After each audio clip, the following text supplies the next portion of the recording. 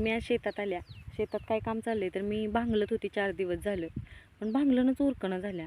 हे बघा 15 गुंठ वावर आहे आणि ह्याच्यात इतकी घाण आहे, म्हणजे लवाळ आहे. म्हणून हातकोळपं मारायचं चाललंय. मागं तुम्ही बघू शकता. मग दरवेळेस मी इतक्या मोठ्या वावरात मी एकटीच हातकोळपं मारते, पण ह्या वेळेस नाही म्हटलं, कारण हातकोळपं मारून गेल्यावर मीच नंतर आजारी पडते. म्हणून मग गडी लावले. गडी म्हणजे शेजारचे आहेत, त्यांना सांगितले. हां, ते पैसे घेणार.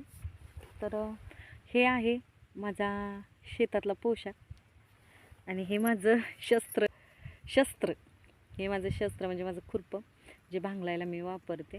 तर आता लसूण भांगलायला एक सरी त्याच्यात पण मेथी केली आहे, म्हणून मग म्हटलं ह्यांना हातकोळपं मारू नका, माझी मी तेवढी सरी भांगलून काढीन. कारण कांदा 2 दिवस झालं भांगलत होती, बघितलं चाचीला, आणि आता म्हटलं हातकोळपं मारायचं.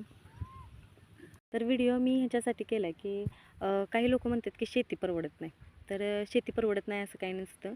जर त्या मालकाला त्या शेतीत आवड असेल आणि सवड असेल, तर आणि तो थोडासा वेळ आपल्या शेतीसाठी देत असेल, तर शेती हमखास परवडते. असं काही नाही, 4-4 महिन्याची आपण 12 महिन्यात, म्हणजे एका वर्षात 3 शेती पिकं असतात.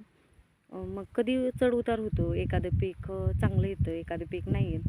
पण असं नसतं की देव कधीच तोटा करत नाही शेतकऱ्याचा. जर समजा एका पिकात कमी उत्पन्न निघालं, तर राहिलेली 2 पिकं आहेत त्याच्यात ते भरून निघतं. म्हणजे असं कधीच झालेलं नाही की शेतकऱ्याला 12 महिने 8 वर्ष किती का होईना, पण तो सारखा सतत शेती करतोय आणि त्याच्यात त्याला तोटाच होतोय, असं कधीच होत नाही. फक्त त्या शेतीचा मालक त्या शेतासाठी झटला पाहिजे, त्यानं त्याच्यात कष्ट केलं पाहिजे, कंबर खसून कष्ट केलं पाहिजे आणि कोणत्याही गोष्टीला लाजलं नाही पाहिजे. तर चला, आता बाद झालं.